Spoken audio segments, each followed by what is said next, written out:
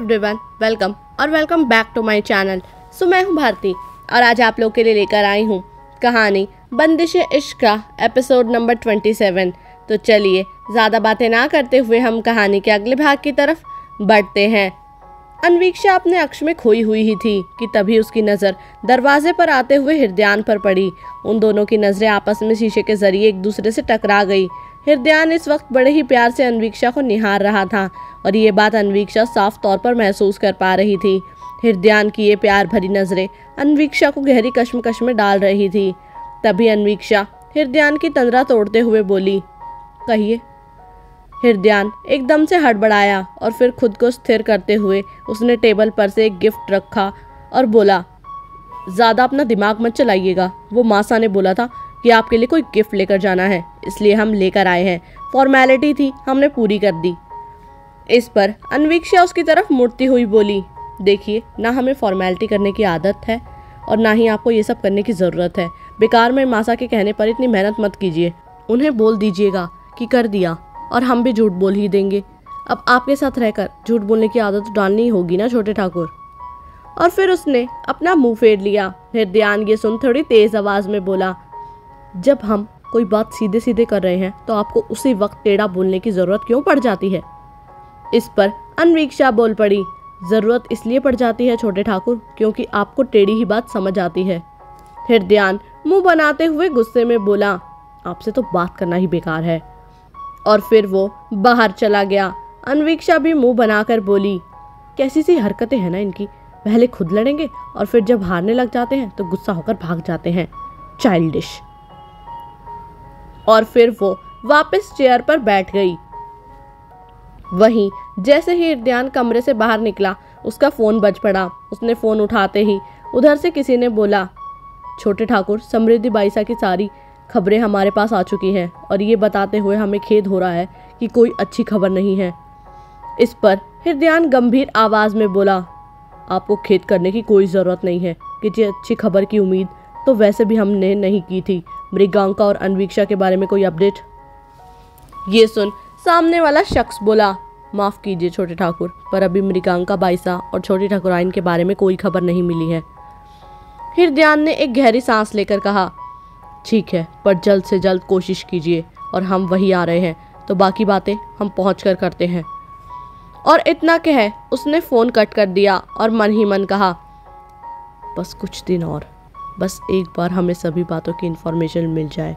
तुम दोनों बाप बेटों की लाश भी किसी के हाथ नहीं लगने देंगे हम, और ये वादा है हृदयान ठाकुर का अपने आप से। और इतना कहकर वो बाहर की तरफ जाने लगा। तभी सामने से आती हुई समृद्धि जी उससे भिड़ गई। इतनी जल्दबाजी में कहाँ जा रहे हैं आप छोटे ठाकुर? उन्होंने उसको कंधे से पकड़ते हुए कहा, माफ़ कीजिएगा बुआ सा, वो हम काम से बाहर जा रहे हैं। हृदयान ने खुद को संभालते हुए कहा। समृद्धि जी ने व्यंग्यात्मक स्वर में कहा, आपकी शादी हम आपके काम से ही करवा देते तो अच्छा था, चलिए अंदर चुपचाप। हृदयान ये सुन बोला, बहुत ज़रूरी काम है बुआ सा, हम बस 1 घंटे तक वापस आ जाएंगे। और इतना कहकर वो बाहर जाने लगा। समृद्धि जी ने उसका हाथ पकड़ते हुए कहा, अब आप इतने बड़े हो गए कि हमारी आज्ञा का उल्लंघन करने लगे। अभी अन्वीक्षा बाईसा की मुँह दिखाई की रस्म है, उसके बाद जाइएगा आप। हृदयान मुंह बनाता हुआ बोला, पर बुआ सा। इस पर समृद्धि जी ने उसे चुप होने का इशारा कर दिया और अपने साथ ले गई। वहीं हॉल के अंदर बहुत सी औरतों का जमावड़ा लगा हुआ था। बहुत ही चहल पहल थी। हंसी ठिठोलियों की आवाज़ चारों तरफ गूंज रही थी। तभी एक औरत रेखा जी से बोली, और कितना इंतज़ार करवाएंगे आप ठकराइन सा? ये सुनकर दूसरी औरत बोली, हाँ अब तो ले आइए आप इस हवेली की छोटी ठकराइन सा को।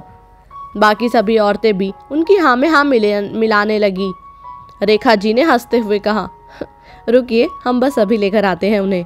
और वो जाने ही लगी थी कि तभी एक औरत बोली, अरे आप क्यों जाएंगी? छोटे ठाकुर से बोलिए, वो लेकर आएंगे अपनी पत्नी को।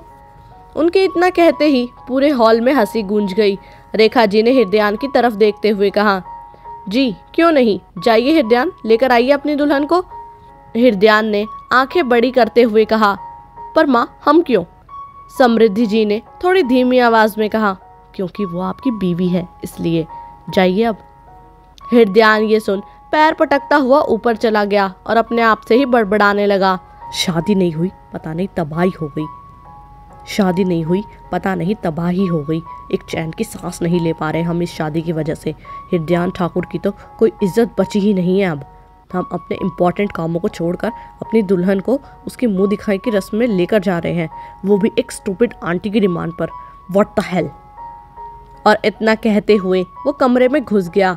वहीं जैसे ही वो कमरे में गया, अन्वीक्षा एकदम से अपनी जगह से उठ गई।